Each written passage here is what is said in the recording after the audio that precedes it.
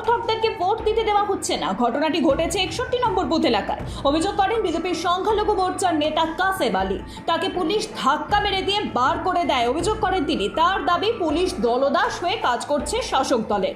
সন্দেশখালী থানার অন্তর্গত খুলনা গ্রাম পঞ্চায়েতের নিতাই মোড় সংলগ্ন এলাকায় রবিবার গভীর রাতে এলাকার তৃণমূল নেতা দেবজ্যোতি সান্যাল, বিপ্লব বর্মন, কৌশিক মণ্ডল, দেবব্রত মণ্ডলের নেতৃত্বে প্রায় 60 থেকে 70 জন তৃণমূল আশ্রিত দুষ্কৃতীরা বাইকে করে এলাকায় ঘোরে এবং জয় বাংলা স্লোগান দেয়।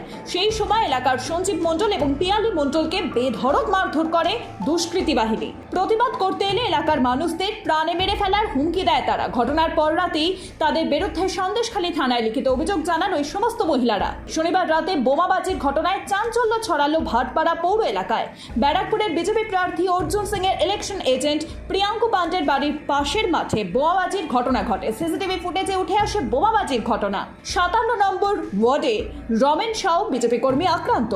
কলকাতা উত্তর লোকসভার বেলেঘাটা বিধানসভা কেএমসি স্কুলে 283 নম্বর বুথে বিজেপির বুথ এজেন্ট রমেশ শাহকে মারধর করে তৃণমূল আশ্রিত দুষ্কৃতীরা।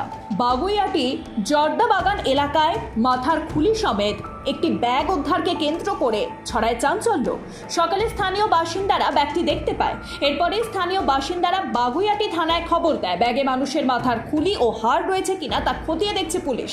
এলাকায় আগ্নেয়াস্ত্র হাতে নিয়ে দুই ভাইয়ের দাপাদাপি, এলাকাবাসীকে প্রাণনাশের হুমকি। গোটা ঘটনা পুলিশে জানানো হলেও রাতভর কোনো ব্যবস্থা নেয়নি পুলিশ। এলাকাবাসীর পাশে এসে দাঁড়াননি স্থানীয় পঞ্চায়েত প্রধানও। সোমবার সাত সকালে এরই প্রতিবাদ জানিয়ে পথ অবরোধ করে তুমুল বিক্ষোভ দেখালেন মালদার ইংরেজবাজার ব্লকের কোতোয়ালির জোত এলাকার বাসিন্দারা। আদিবাসী মহিলাকে হুমকি দেওয়ার অভিযোগ তুলে বারাবণী থানাও ঘেরাও করে তুমুল বিক্ষোভ আদিবাসী সম্প্রদায়ের মানুষদের।